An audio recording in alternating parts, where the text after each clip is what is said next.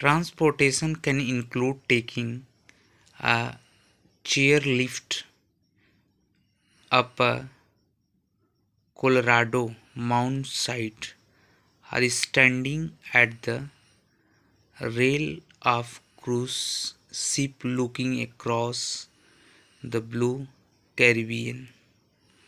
मतलब कुछ ट्रांसपोर्टेशन जो इंक्लूड हैं, टेकिंग अ चेयर लिफ्ट आप कर सकते हैं, कोलोराडो में माउंटेन साइड में स्टैंडिंग करने, mountain side standing at the rail of cruise ship से looking across the blue Caribbean देख सकते हैं आप।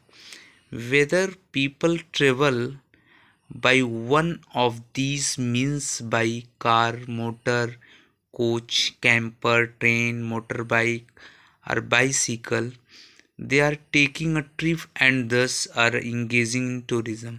ये सारे ट्रांसपोर्टेशन जो हैं वो टूरिज्म में इंगेज हैं। हम क्वेश्चन देखते हैं।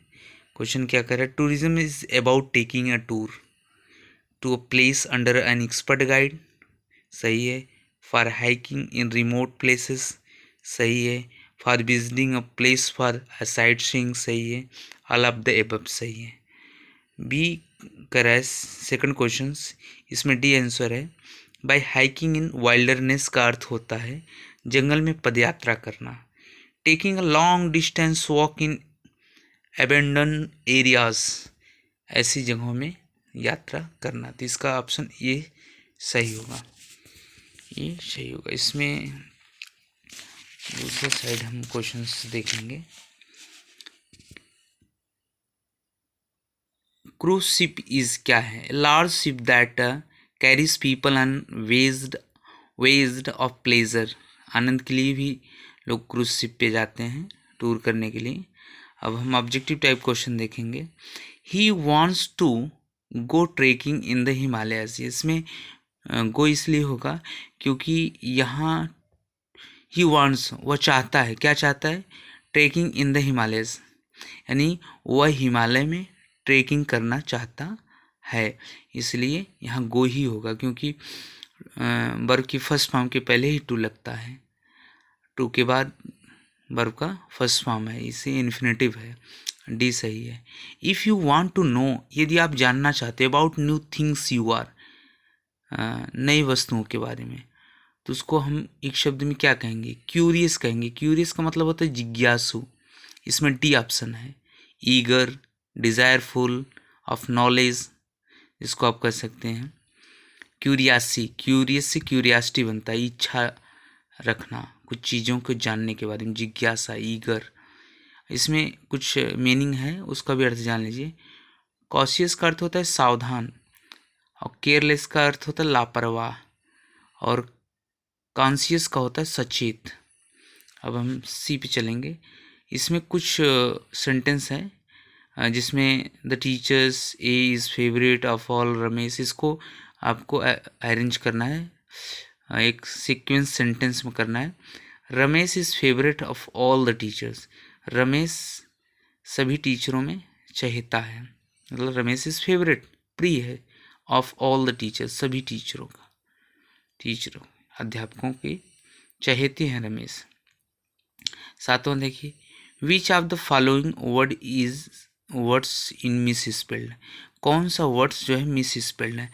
एविडेंस मिस स्पेल्ड है, क्योंकि एविडेंस की स्पेलिंग, एविडेंस मतलब होता है प्रचुरता, ABUNDANCE, इसमें ई रख दिया है डी के बाद, ये होना चाहिए, यही मिस स्पेल्ड है और सब सही है।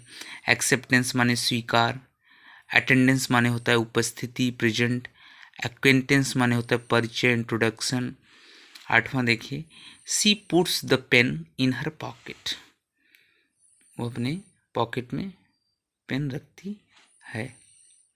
ठीक, अब हम लोग चलेंगे यहाँ ऑप्शन आप खुद रीड कर सकते हैं। लेंचो, क्योंकि लेंचो का चैप्टर पढ़ाया भी गया है इसलिए।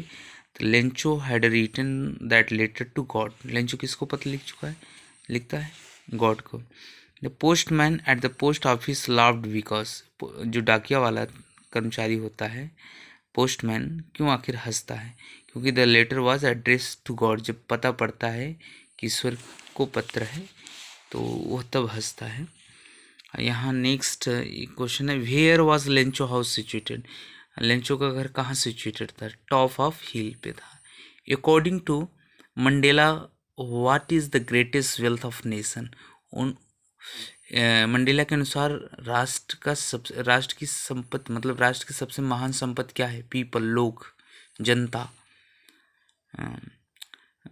13 देखेंगे, who is an a long awaited friend. Her diary, जैसी बात है, मैं पढ़ाया भी हूँ। अब चलिए, read the given extract and choose the correct option to answer following questions.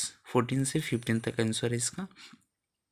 The way a crow shook down on me the dust of snow from hemlock tree. Who compose the above lines. आपको पता है Robert Frost लिखे हैं, compose है। अ dust of snow was dropped by, क्योंकि crow गिरा है, क्योंकि यहाँ स्पष्ट है कौवा गिरा है।